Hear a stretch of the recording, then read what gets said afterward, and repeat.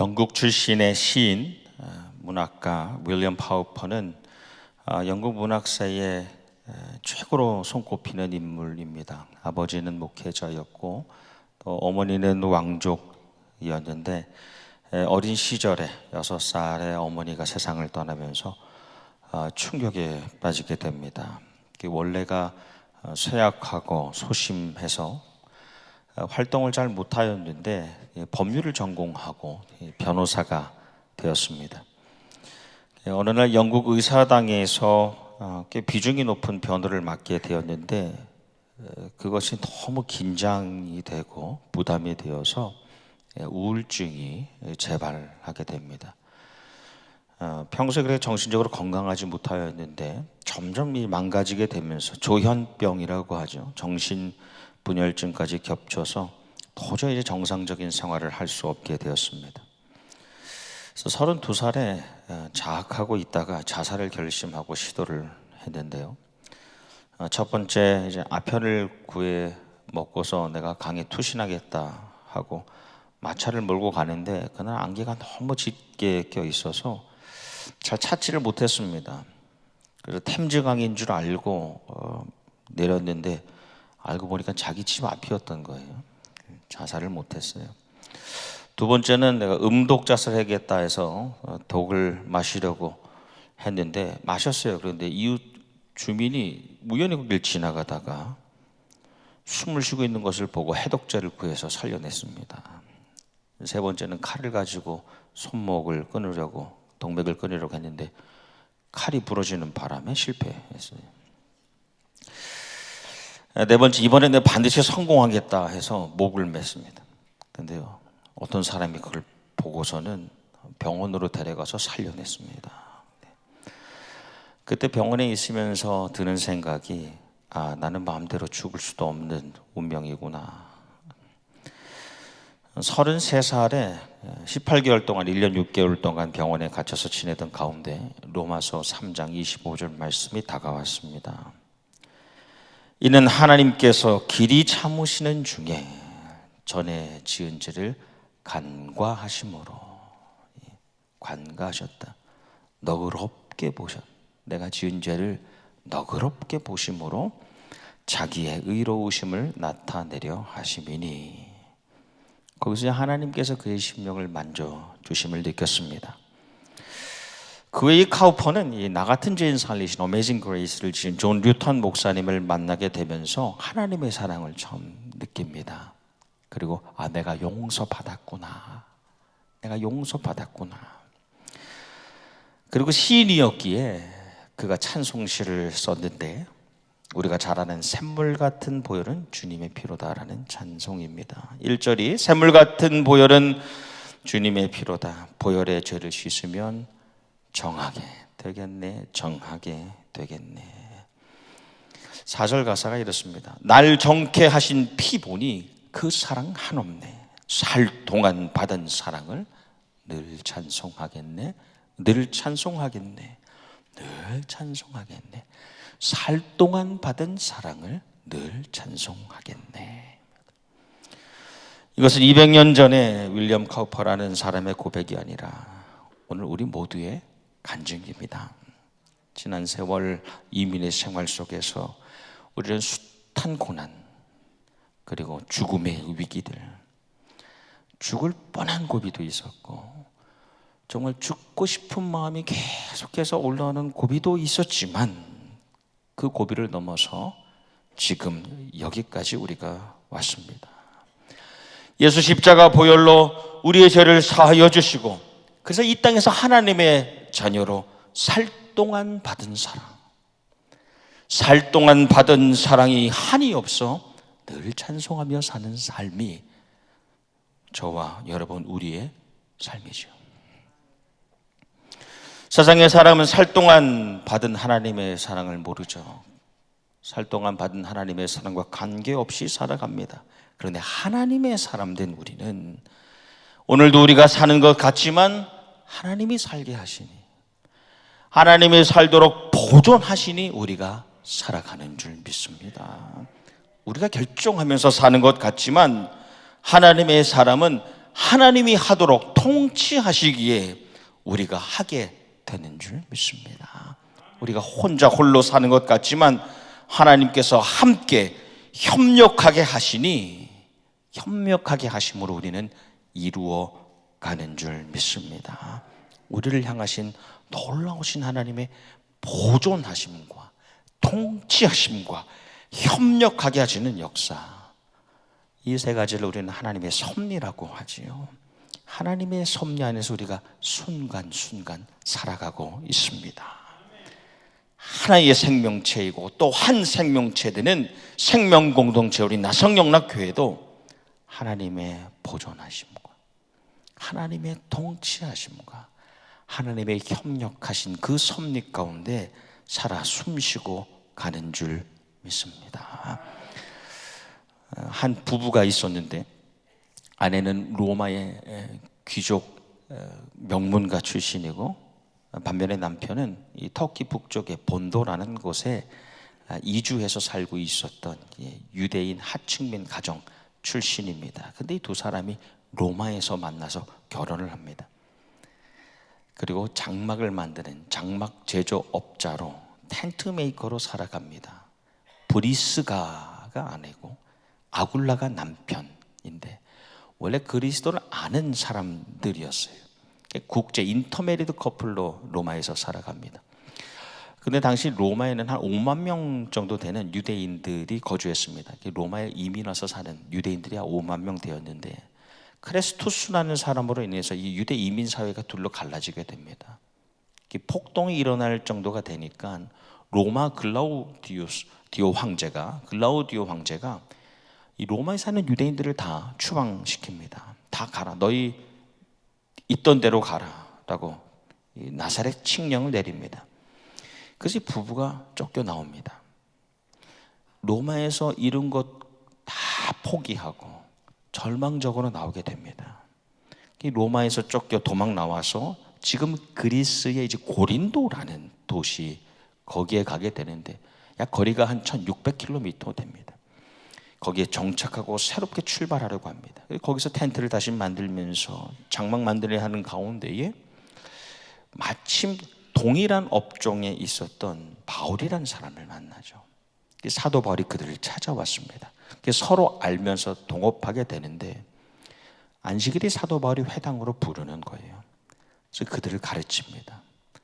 그러면서 그들의 신앙이 성장하게 되는데 이 무엇보다도 이 브리스가 아굴라 부부는 이 바울을 통하여서 부르심을 소명을 발견하게 됩니다. 그래서 천막 만들어서 천막 팔고 제작하고 판매하며 돈 버는 부부가 아니라 우리 부부는 교회를 세워가는 부부로 부르셨구나, 그렇게 택함을 받았구나라는 것을 알게 됩니다. 그래서 부부가 바울과 함께 이제 새 출발하려고 정착했던 그 고린도를 떠나서 에베소로 갑니다. 그리고 에베소에서 함께 동역하는데 그곳에 있었던 그들의 집, 이 부부의 집을 교회로 내주게 되죠. 그리고 그 교회가 에베소 교회가 됩니다. 바울이 이 에베소를 떠나고 난 다음에도 이 부부는 그 교회를 섬깁니다. 사도 바울이 로마서의 마지막에 보면 그의 오랜 사역 가운데 그를 동역했던, 그를 협력하여 도왔던 이 하나님의 일꾼들의 리스트가 나옵니다. 그 명단을 나열할 때에 이 로마서를 직접 전달하는 추천인 베베를 제외하고 가장 먼저 이 부부가 등장합니다. 하나님의 사역에 동역했던 이 부부가 리스트 가운데 그 목록에 가장 먼저 등장합니다. 말씀에 그리스도 예수 안에서 나의 동역자인 브리스가와 아굴라에게 문안하여 주십시오. 그들은 생명의 위협을 무릅쓰고 내 목숨을 구해준 사람들입니다. 나뿐만 아니라 이방인들의 모든 교회도 그들에게 감사하고 있습니다. 이 부분은 로마에서 결혼하고 아마도 그곳에서의 풍요로운 이 번영의 삶을 꿈꿨을지도 모릅니다. 하지만 생각하지도 못했던 고난으로 인하여서 다른 곳으로, 이 안정된 곳을 떠나서 다른 곳으로 향해야만 했습니다. 무썰고 날서른 곳에서, 낯설은 곳에서, 물서른 곳에서 반강제로 어려운 삶을 시작했습니다. 근데 돌아보니까 이 모든 것이 하나님의 섭리 안에 있었다는 거예요. 그분의 계획 안에 살아왔음을 알게 됩니다. 자신을 위해서, 우리 부부를 위해서, 우리 가정을 위해서가 아니라 하나님께서 우리의 생명을 보존하고 계셨고 우리의 인생을 통치하고 계셨으며 우리의 생활을 다른 사람의 삶과 협력하게 하셨다는 것을 깨닫게 되는 것이죠. 오늘 하나님의 말씀, 우리가 나눈 로마서 8장 28절 말씀은 우리가 너무너무 잘 알고 우리가 좋아하는 말씀이기도 합니다. 우리가 알거니와, 영어에 and we know로 시작합니다. 원래 우리가 안다라는 오이다는 머리로 지식적으로 이성적으로 아는 기노스코라는 말과는 다릅니다. 이 안다라는 것은 실제로 경험적으로 안다는 겁니다. 한 청년이 오래전에 유명한 김익두 목사님에게 와서 이렇게 말하는 거예요. 어르신, 제가 김익두 목사님을 잘 압니다. 이상하지 않아요? 김익두 목사님께 와서 제가 김익두 목사님을 잘 압니다. 그 목사님이 물었습니다. 그 김익두 목사님 어떤 분이시던가요? 그 목사님에 대해서 얘기하는 거예요. 그분의 신상에 대해서, 그분이 어떤 분에 대해서. 머리로 지식적으로 이성적으로는 아는데 그분은 한 번도 만나본 적이 없습니다. 인격적인 만남이 없기 때문에 그 알미 삶에서 경험되지 않는 알미인 것이죠.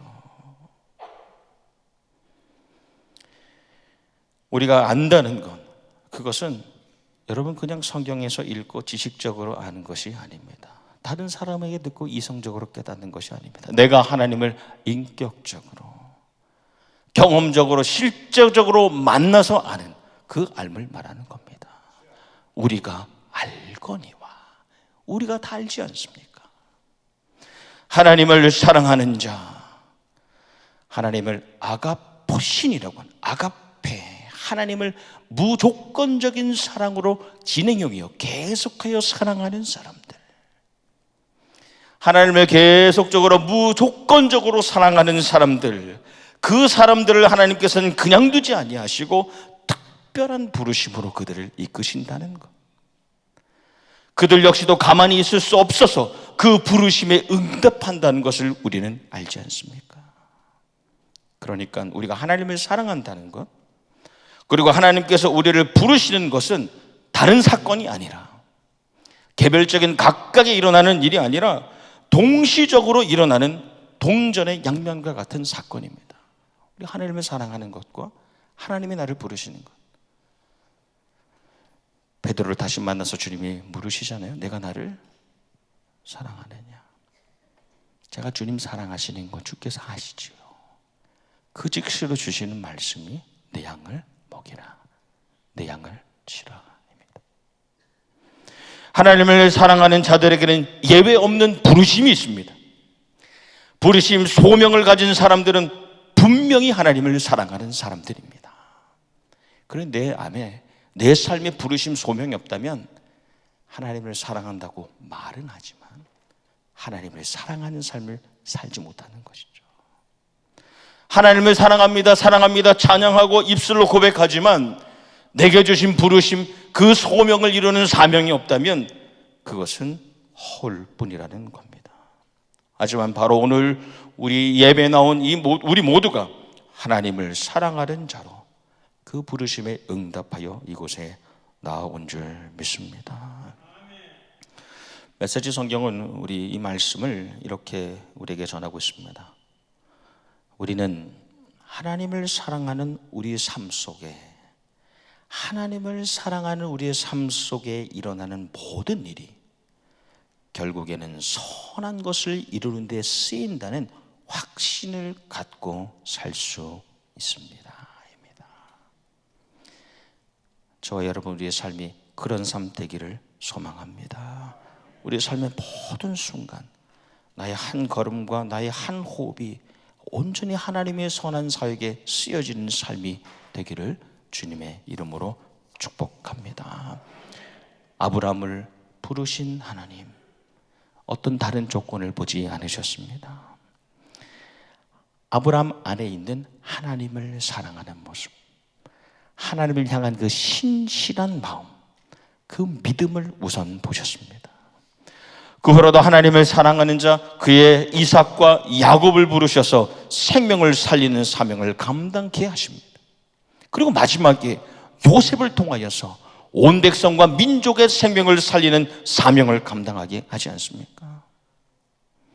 그 하나님의 뜻을 이루고자 요셉은 17살에 이 보디발 장군의 그 집에 노예로 팔렸고, 누명을 쓰고 무고한 채로 감옥에 갇혔고, 자기 가족들과 끊어진 그런 관계의 상처를 견뎌냈습니다. 놀라운 것은 이 요셉이 이루 말할 수 없는 그 고난 다음에 고난, 여기저기 끌려다니며 안착한 것 같은데 그 다음 자리에 옮길 수밖에 없었던 이주와 이민의 삶 후에, 그 고난과 고난 다음에 그것을 버텨낸 후에 자기의 삶을 그 마지막에 자평하고 그 삶을 결론 짓기를, 하나님이 그것을 선으로 바꾸사 오늘과 같이 많은 백성의 생명을 구원하게 하시고자 하셨다는 것, 구원하시려 하셨나니 라고 고백하지 않습니까? 요셉이 그 고난을 소화할 수 있었던 것, 그 하나님의 뜻 안에서 그것을 수용하고 해석할 수 있었던 것, 그것을 선포할 수 있었던 이유, 그 능력이 무엇입니까? 하나님을 사랑하는 자, 그래서 그 부르심을 아는 사람이었기 때문에 그런 것이죠. 여러분, 우리가 하나님을 사랑한다고 고백하지만 그 부르심과는 상관없이 살아가는 사람들이 참 많이 있습니다. 사랑의 대상이 하나님이 아니라 항상 사람과 세상이면 부르심을, 그 소명을 도저히 알 수 없습니다. 부르심 소명에 대해서 무지하고 무감한 사람들은 또한 주님을 사랑할 수가 없죠. 사랑은 그렇게 부르심 소명과 감당함 사명으로 이어지는 겁니다. 요셉의 형제들, 그의 형들은 악을 선으로 바꿀 수 있고 또 선이라도 악으로 바꿀 수 있는 자가, 그분이 하나님이 아니라 요셉이라고 생각했습니다. 그래서 끝까지 요셉의 발에 엎드리지 않습니까?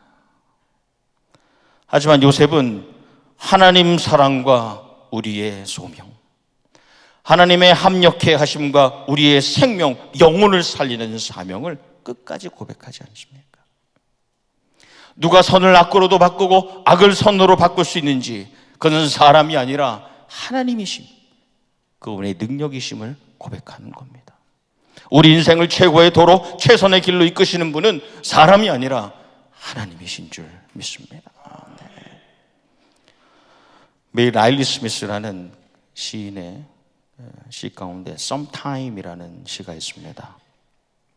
시의 한글 제목 번역은 언젠가인데, 제가 그 시를 요약해서 번역해 보았습니다. Sometime, 언젠가. 메이 라일리 스미스.